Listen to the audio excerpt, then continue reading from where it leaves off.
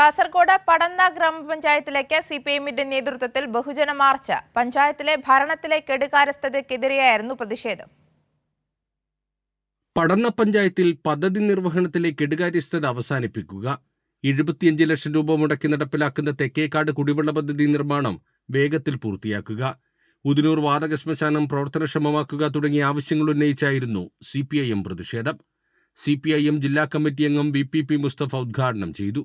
ജനകീയാസൂത്രണത്തിന്റെയും അധികാര വികേന്ദ്രീകരണത്തിന്റെയും മാർഗനിർദ്ദേശ തത്വങ്ങൾ നടപ്പിലാക്കിയപ്പോൾ 96-ലെ LDF government മുന്നോട്ട് വെച്ചത് ഒരു വർഷത്തിൽ 3 ഗ്രാമസഭകൾ ചേർന്നു. ഓരോ 4 മാസത്തിലൊരിക്കൽ ഗ്രാമസഭകൾ ചേർന്ന് ജനങ്ങൾ തെരഞ്ഞെടുത്ത പഞ്ചായത്ത് മെമ്പർമാർ അവരുടെ വാർഡിനകത്ത് ആ പഞ്ചായത്ത് എന്തൊക്കെ കാര്യങ്ങൾ ചെയ്യുന്നു ജനങ്ങളോട് അങ്ങ് പറയാനുള്ളത് ഇങ്ങോട്ട് കേൾക്കണം.